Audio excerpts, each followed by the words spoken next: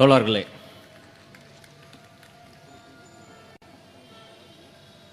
இன்றைக்கு என்ன வகையான அரசியல் நம் நாட்டில் நடந்து கொண்டு இருக்கிறது என்பதை தொழிலாளர்கள் மிக கூர்ந்து கவனித்து புரிந்து கொண்டு அனைத்து தொழிற்சங்கங்களிலும் பேச வேண்டிய தேவை அவசியம் எழுந்திருக்கிறது. குறிப்பாக திருப்பரங்குன்றம் பிரச்சனை உங்களுக்கு எல்லாருக்கும் தெரியும். 100 ஆண்டுகளுக்கு முன்பு தீர்க்கப்பட்ட ஒரு பிரச்சனை,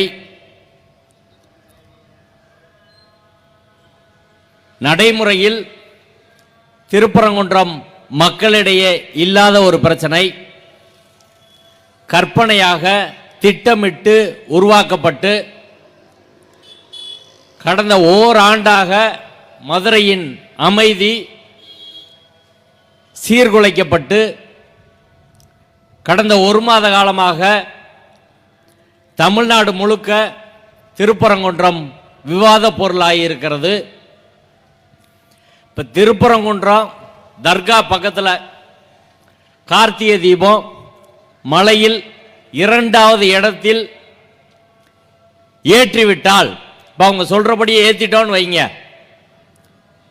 இந்து தொழிலாளி பிரச்சனை தீர்ந்துருமா? இந்து விவசாயி பிரச்சனை தீர்ந்துருமா? இந்த ஆட்டோ தொழிலாளர் பிரச்சனை தீர்ந்துருமா? இந்த ஆசிரியர் பிரச்சனை தீர்ந்துருமா? இந்த வழக்கறிஞர் பிரச்சனை தீர்ந்துருமா? யார் பிரச்சனை தீரும்? இந்துக்களுக்கே சொல்றேன், இந்துன்னு தங்கள் நம்புற யாரா இருந்தாலும் சரி, திருப்பரங்குன்றத்தில் தீபம் ஏற்றணும்னு பிஜேபிக்காரன் தொடர்ந்து பிரச்சாரம் பண்றான். நயினார் நாகேந்திரன்லேருந்து காடேஸ்வரா சுப்பிரமணியம், நேற்று கஸ்தூரி, வேலூர் இப்ராஹிம், இப்படி தொடர்ந்து தினந்தோறும் ஒரு ஆள் போய் மதுரையை பதட்டத்தில் வச்சிருக்கிறாங்க. சரி, அங்கே தீபம் ஏற்றிடுறோம், என்ன ஆயிரும்? மதுரைக்கு ஏதாவது நன்மை கிடைக்குமா? திருப்பரங்குன்றத்துக்கு ஏதாவது நன்மை கிடைக்குமா? இல்லை இந்துக்களே வாருங்கள் அப்படின்னு கூப்பிடுறீங்களே, எல்லா இந்தும் அந்த கருவறைக்குள்ள போயிட முடியுமா? எல்லா இந்துக்கு வேலை கிடைச்சிருமா? மருத்துவம் கிடைச்சிருமா? கல்வி கிடைச்சிருமா? என்ன கிடைச்சிரும்? இப்போ உண்மையான பிரச்சனையிலிருந்து சங் பரிவார் கூட்டம் மக்களை எப்படி திசை திருப்புகிறது என்பது ஒரு முக்கியமான விஷயம். 2வது, சங் பரிவார் கூட்டம் மட்டுமல்ல, இன்னொரு நடிகர் இருக்காரு.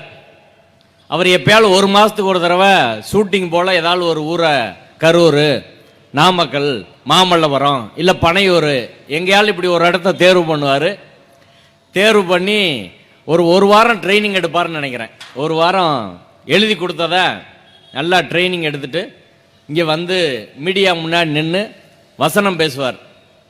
வசனம் பேசிட்டு போயிடுவார், கேரவனுக்கு போயிடுவார், இல்லை பனையூரில் போய் பதுங்கிடுவார். இப்போ அவர் பேசுனதை வச்சு சமூக வலைத்தளங்கள், டிவியில் அது மிகப்பெரிய செய்தி போல, திமுக தீய சக்தின்னு சொல்லிட்டாரு. சரி, திமுக தீய சக்தின்னு நீ சொல்லு, பிஜேபி என்ன? பிஜேபி ஒரு சர்வதேச அளவிலான தீய சக்தி, காலங்காலமான தீய சக்தி. என்னைக்காவது அது பேசியிருக்கியா நீ? ஏன் பேசல?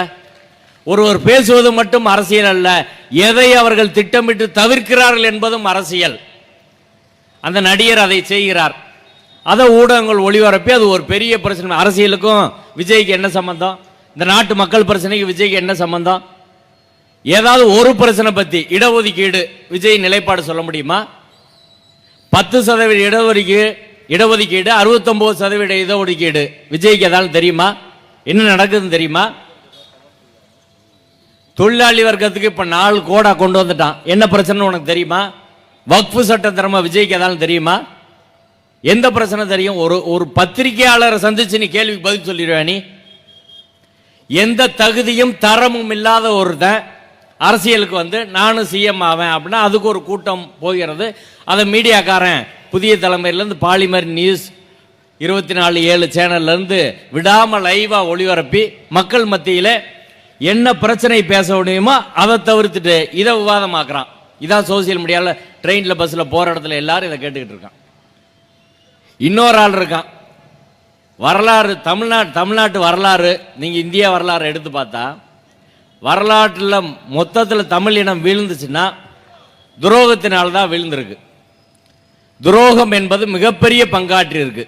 இந்தியா விழுந்தது அப்படிதான், வெளியிலிருந்து படையெடுத்து வந்தவங்கிட்ட. அதே துரோகத்தை இன்னைக்கு செய்யக்கூடிய ஒரு நபரா ஆரம்பத்தில் முற்போக்கு வேடம் போட்டு வந்த நபர் இப்ப ஒரே வாரத்தில் கடைசியா வெளியே வந்துட்டார். பிராமண கடப்பாறையை எடுத்து திராவிட சுவரை இடிக்க போறார் ஒருத்தர். இவ்வளவு நாள என்னென்ன அவர் பேசிட்டு இருந்தார், ஒரு 15 வருஷமா, 15 வருஷத்துக்கு முன்னாடி என்ன பேசினார், 10 வருஷத்துக்கு முன்னாடி என்ன பேசினார், 8 வருஷத்துக்கு முன்னாடி என்ன பேசினார், 5 வருஷத்துக்கு முன்னாடி என்ன பேசினார், இன்னைக்கு எந்த மேடையில், RSS மேடையில் சென்று நேரடியாக இந்த அரசியலை பேசுகிறார். நான் தமிழ் தேசியம் பேசவில்லை, இந்திய தேசியம் பேசுகிறேன், பார்ப்பனிய தேசியம் பேசுகிறேன், இந்து தேசியம் பேசுகிறேன் வெளிப்படையா சொல்லிட்டார். பெரியார் படத்தை போய் பெரியார் பேரை அழிச்சிட்டு இருக்கான் அவன் கட்சிக்காரன்லாம். அடுத்து மரத்துக்கு ஒரு மாநாடு, தண்ணிக்கு ஒரு மாநாடு, மாட்டுக்கு ஒரு மாநாடு. எந்த பிரச்சனையும் கிடையாது. இல்ல யாரையும் விமர்சனம் பண்ணி பேச வேண்டியதில்லை. குறிப்பா RSS, BJP, சங் பரிவார பேச வேண்டியதில்லை. இப்ப நபர்கள் விதவிதமா எப்படி வர்றாங்க, அவர்கள் மக்களை எப்படி திசை திருப்புகிறார்கள், ஊடகங்கள் எப்படி அதன் பின்னால் செல்கிறது, சமூக வலைத்தளங்கள் எப்படி அதையே தொடர்ந்து விவாதிக்கிறது, இதெல்லாம் போகிற போக்கில் நடக்கிற நிகழ்வுகள் கிடையாது. திட்டமிட்டு வடிவமைக்கப்பட்டு எந்த திசையில் விவாதம் செல்ல வேண்டும் என்பது தெளிவா தீர்மானிக்கப்படுகிறது. RSSம் மோடியும் முதலாளிகளும் சங் பரிவார அமைப்புகளும் பெரிய டீமே வச்சு அதுக்கு வேலை செய்யறாங்க. அப்படித்தான் விவாதங்கள் நடக்கிறது. இந்த நாட்டில் தினமும் 25 கோடி பேர் நைட்டு சாப்பிட்றதுக்கு சாப்பாடு கிடையாது. 25 கோடி பேர் சாப்பாடு இல்லாமல் போறான். நைட்டு தூங்குறதுக்கு சாப்பாடு இல்லாமல் தான் போய் தூங்குறான். 5 லட்சம் குழந்தை மருத்துவ வசதி இல்லாமல், ஊட்டச்சத்து இல்லாமல் சாகுறாங்க. 2023-24 வருஷம் கடைநிலையில் இருக்கக்கூடிய 10% மக்கள் அவர்களோட மாத வருமானம் 1026 ரூபா. ஒரு நாளைக்கு 35 ரூபா தான் வருமானம். மதுரையிலிருந்து ஸ்ரீரங்கம் கோயிலுக்கு ஒரு குடும்பம் வந்து 4 பேர் 5 பேர் வந்துட்டு சாப்பிட்டு பஸ்ஸில் திரும்பி போனாங்கன்னா 1000 ரூபா பத்தாது. ஆனால் அதை வைத்து ஒரு குடும்பம் கல்வி, மருத்துவம், வீட்டு வாடகை, சாப்பாடு எல்லாத்தையும் பார்த்துக்கிற வேண்டிய ஒரு அவல நிலையில் இந்த நாடு இருக்கிறது. வெளியுறவு கொள்கை எல்லாமே தோத்து போச்சு. எல்லா நாடு சுத்தி இருக்க எல்லா நாடும் இந்தியாவுக்கு எதிரி. பாகிஸ்தான், பங்களாதேஷ், இலங்கை, சைனா எல்லா நாடும் எதிரி. ட்ரம்ப் 50% வரி போட்டார் இந்தியாவில் உள்ள பல தொழிலுக்கு. திருப்பூர் காலி, கோயம்புத்தூர் காலி. அதை பேசி முடிக்கக்கூடிய, பேசக்கூட திராணி இல்லாத ஒரு பிரதமராக மோடி இருக்கிறார். அச்சே தின்னா, மேக் இன் இந்தியான்னா என்னென்னமோ பேசினாங்க, எதுவுமே நடக்கல. பட்டினி குறியீட்டில் 123 நாடுகள் பட்டியல் போட்டிருக்கிறாங்க. 102வது இடத்துல இந்தியா இருக்கு. பெரும்பான்மை மக்களுக்கு கல்வி என்பது இன்னைக்கு முழுக்க தனியார்ட்ட போயிருச்சு. காசு இருந்தா படிக்க முடியும், இல்லைன்னா கிடையாது. அதுதான் குலத்தொழில். மருத்துவம் முழுக்க தனியார்ட்ட போயிருச்சு. காசு இருந்தா வாழ முடியும், இல்லைன்னா வாழ முடியாது. தொழில்கள் எல்லாம் தனியார் மயம். சென்னையில் பேருந்து கூட இன்னைக்கு தனியார்ட்ட போயிருச்சு. அரசு பேருந்து, இப்ப இந்த மின்சார பேருந்து தனியார்ட்ட கொடுத்துட்டாங்க. எல்லாமே அவுட் சோர்சிங். தனியார் துறையில் இடஒதுக்கீடுன்னு ஒன்று கிடையவே கிடையாது. மொத்தத்தில் மக்கள் வாழ முடியாத ஒரு நிலைமையில் மிகப்பெரிய ஒரு தாக்குதலாக இந்த நாட்டில் பெரும்பான்மையாக இருக்கக்கூடிய தொழிலாளர்கள் மீது ஒரு மிகப்பெரிய இடியை மோடி அரசாங்கம் இறக்கி இருக்கிறது.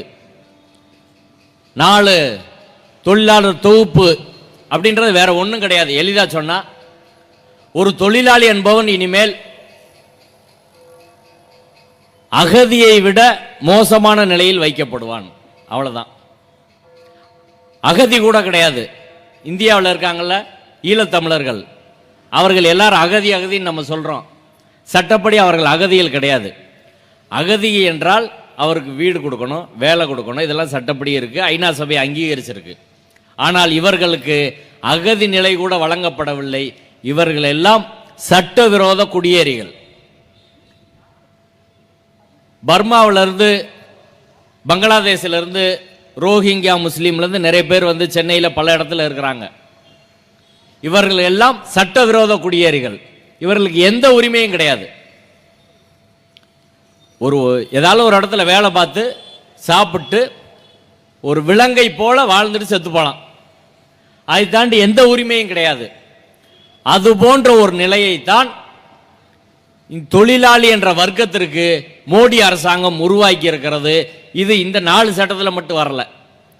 தொடர்ச்சியாக குளோபலைசேஷன் வந்ததிலிருந்து 40 வருடங்களாக கொஞ்சம் கொஞ்சமாக இந்த தொழிலாளர் உரிமை எல்லாம் பறிக்கப்பட்டே வந்துடுச்சு. இந்த கோடு வந்தது ஒரு 5 வருஷத்துக்கு முன்னாடியே வந்துருச்சு. இப்போதான் நோட்டிஃபை பண்ணியிருக்காங்க, நடைமுறைப்படுத்தியிருக்கிறாங்க. சரி, சமூக நீதி பேசுகின்ற தமிழ்நாடு அரசு, திமுக அரசு என்ன பண்ணுச்சு? 2022 இந்த 4 கோடில் 3க்கான டிராஃப்ட் ரூல்ஸை உருவாக்கிட்டான். வரைவு விதிகளை உருவாக்கி இருக்கிறாங்க. ஒரு கோடை மட்டும்தான் எதுக்குறாங்களே தவிர 3க்கு வரைவு விதிகள் உருவாக்கி இருக்கிறாங்க. நீங்க சமூக நீதி பேசுறீங்க, சூத்திர பஞ்சமர்கள் மைனாரிட்டிக்கான அரசுன்னு சொல்றீங்க, 69% இடஒதுக்கீடுக்கு பேசுறீங்க. ஆனால் இந்த தொழிலாளி வர்க்கத்தில் இருக்கக்கூடிய பெரும்பான்மை தொழிலாளர்கள், அது சேவை துறையா இருக்கட்டும், உற்பத்தி துறையா இருக்கட்டும், இல்ல அமைப்பு சாரா தொழிலாளராக இருக்கட்டும், எல்லாத்திலும் இருக்கிறது யாரு? பார்ப்பனர்கள் இருக்காங்களா? மேல் சாதிக்காரர் இருக்கானா? சூத்திர பஞ்சம minority, SC ST OBC minority அவங்க தானே இருக்காங்க. மற்ற இடத்துல இதுல 100% அவங்க தான் இருக்கிறாங்க. தூய்மை பணியில யார் இருக்காங்க? செவிலியர் யார் இருக்காங்க? எல்லாரும் அவங்க தான் இருக்கிறாங்க. ஆனா இங்க சமூக நீதி திமுக அரசுக்கு வருமா வராதான்னு எனக்கு தெரியல. அதை மட்டும் எப்படி கவனமா தவிர்க்கிறாங்க? இன்னைக்கு தான் அவன் இம்ப்ளிமெண்ட் பண்றான் ஒன்றிய அரசே. நீ 2022 அதுக்கான 3 கோடு ஒன்னே அப்போஸ் பண்ணி, இந்த சோசியல் செக்யூரிட்டி அப்படின்றத மட்டும் அப்போஸ் பண்ணி, இந்த நலவாரியங்களை எல்லாம் நலவாரியங்களை மட்டும்தான் அப்போஸ் பண்றாங்க. அது வேணும் அப்படின்னு சொல்லி. அப்படி ஒரு சமூக நீதி அரசுன்னு பேசுறவங்க அதை செய்யலாமா? இப்ப சமூக நீதி அரசியல் என்பது ஏதோ இடஒதுக்கீடு பேசுறது, பார்ப்பனிய எதிர்ப்பு பேசுறது என்பதாக மட்டும் சுருங்கி விட்டது. அது மிகப்பெரிய பிரச்சனை. அப்படி கிடையாது. சமூக நீதி அரசியல் என்பது அரசியல் சட்டத்தில் சொல்லப்பட்ட வாழ்வுரிமையும் சமூக நீதியில் வருமா வராதா? ஒரு தொழிலாளி எப்படி வாழ முடியும்? அவன் இன்னைக்கு தொழிலாளி அப்படின்ற நிலையே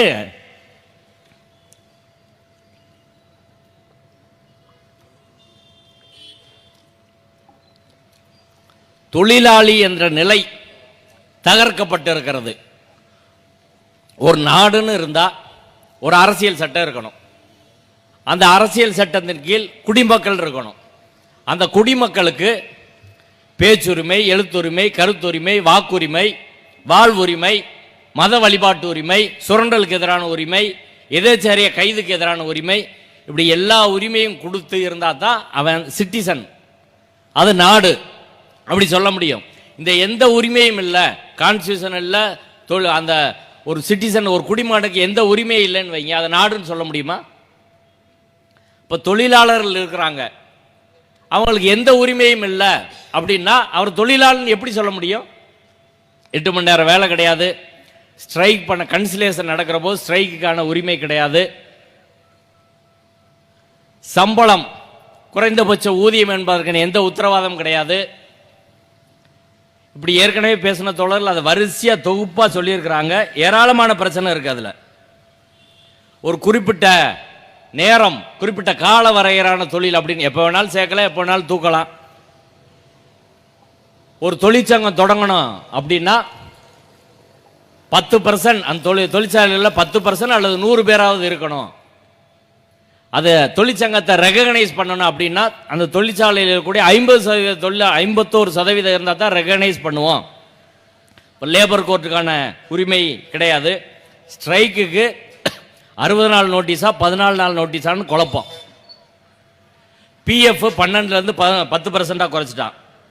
இப்படி வரிசையாக சட்ட பாதுகாப்பு, சமூக பாதுகாப்பு இருந்த எல்லாத்தையும் காலி பண்ணி அவனை ஒரு அகதியாக, அகதி கீழான ஒரு கொத்தடிமையாக, எப்படி ஒரு 200-300 வருஷத்துக்கு முன்னாடி பண்ணை அடிமையாக தஞ்சை பகுதியில், டெல்டா பகுதியில் இருந்தாங்களோ, நாடு முழுவதும் இருந்தார்களோ, அதே நிலைக்கு இன்னைக்கு தொழிலாளர்களை கொண்டு வந்திருக்கிறது இந்த அரசாங்கம் என்று சொன்னால் அதில் மிகையாக சொல்வதற்கு எதுவும் கிடையாது.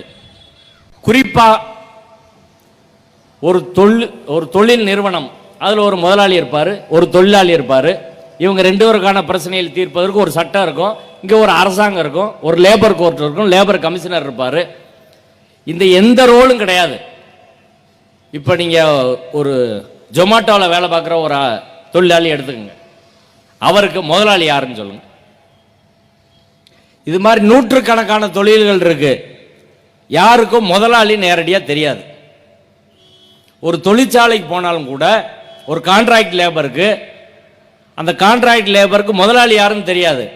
கான்ட்ராக்ட் கொடுத்துட்றாங்க, அது சப்கான்ட்ராக்ட் பிரித்து 25 பேர் 50 பேருக்கு ஒரு ஆள், அந்த கான்ட்ராக்டர் தான் தெரியணுமோ ஒழிய முதலாளி யாருமே தெரியாது. இப்போ உரிமை, ஒரு தொழிற்சாலைன்னா அதுக்கு ஒரு கேட் இருக்கு, ஒரு நுழைவாயில், அங்கே தான் தொழிலாளி நின்று தனது உரிமையை பேச முடியும், தொழிற்சங்க உரிமையை கேட்க முடியும், அவனுக்கான உரிமையை கேட்க முடியும், ஸ்ட்ரைக் பண்ண முடியும். இப்போ அந்த தொழிற்சங்க நுழைவாயில், அந்த கேட் என்பது மோடி அரசால் கம்ப்ளீட்டாக இடித்து நொறுக்கப்பட்டு இருக்கிறது. இப்போ தொழிலாளி என்ற வரையறையே இனிமே கிடையாது, வரையறையே மாற்றிட்டான், டெஃபினிஷனே மாற்றிட்டான். இப்போ இப்படியான ஒரு சூழ்நிலையில் தொழிலாளி வர்க்கம் இன்னைக்கு என்ன செய்யணும்?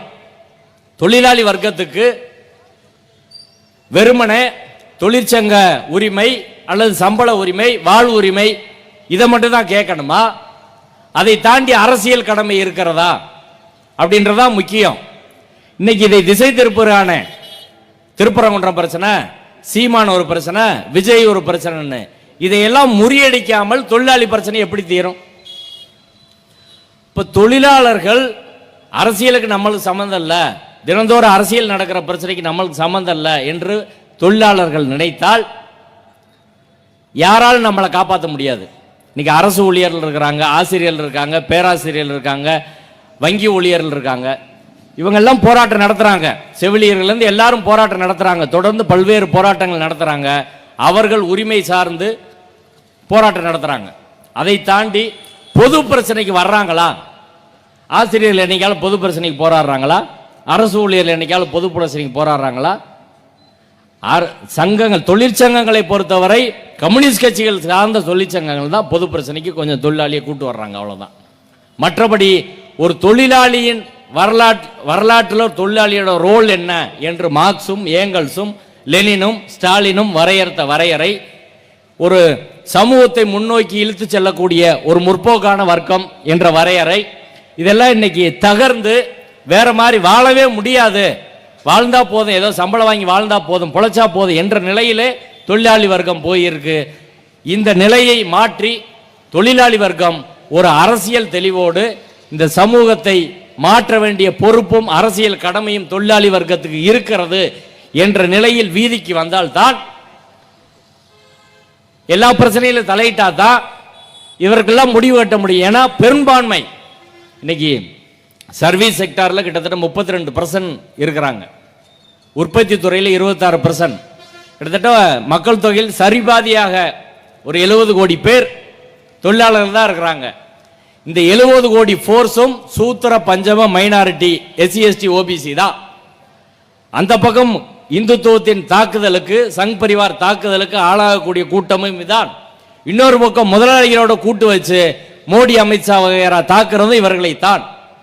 இந்த பார்ப்பனிய எதிர்ப்பு அரசியல், RSS எதிர்ப்பு அரசியல், இந்துத்துவ எதிர்ப்பு அரசியல், பாசிச எதிர்ப்பு அரசியல் என்பது முதலாளித்துவ எதிர்ப்பு அரசியலோடு ஒருங்கிணைந்து ஒரு முனையாக ரெண்டையும் எதிர்த்து போக வேண்டிய அவசியமும் கால தேவையும் இன்று ஏற்பட்டு இருக்கிறது.